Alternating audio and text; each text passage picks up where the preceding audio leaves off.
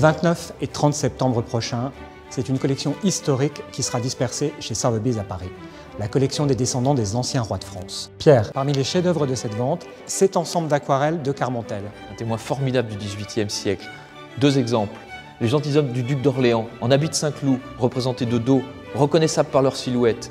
Le deuxième, Monsieur de Mornay, gouverneur de Saint-Cloud, dans sa sieste quotidienne, appuyé sur la cheminée.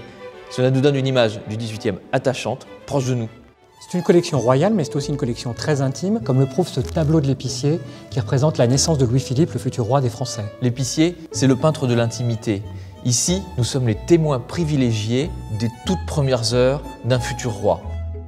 Dans cette collection, il y a vraiment des objets extraordinaires. Cette table à dessin a servi aux enfants du duc de Chartres, c'est-à-dire Louis-Philippe et ses frères et sœurs. Cette table a été créée par Röttgen. On en connaît un autre exemplaire qui est au musée de l'Ermitage et elle a servi aux petits-enfants de Catherine II. Avec ce tableau, nous sommes vraiment dans la grande histoire. À Sainte-Hélène, au beau milieu de l'océan Atlantique. C'est le cercueil de Napoléon Ier que vous voyez sur ce bateau, puisque Louis-Philippe vient de décréter le retour des cendres de l'empereur. Ce jour-là, il y a un témoin, qui est le prince de Joinville.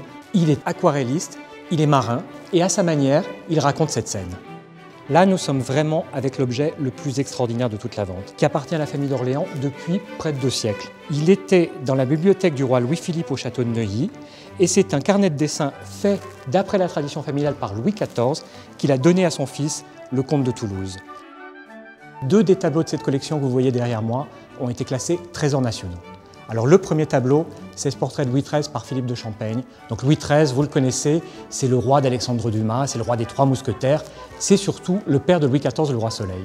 Le deuxième tableau, c'est un personnage moins célèbre qui se nomme Marie-Adélaïde de Bourbon-Penthièvre. Ce nom doit quand même vous dire quelque chose, puisqu'elle est en fait la dernière descendante de la fabuleuse histoire d'amour qui a eu lieu entre Louis XIV et Madame de Montespan. Elle sera aussi très célèbre parce qu'elle va épouser le duc d'Orléans et tous deux seront les parents du dernier roi de France, Louis-Philippe Ier, qui va régner de 1830 à 1848. Le rendez-vous à ne pas manquer, c'est du 18 au 28 septembre prochain, puisque l'ensemble de la collection du comte et de la comtesse de Paris, y compris les objets classés trésors nationaux, sera exposé à Paris chez Sotheby's.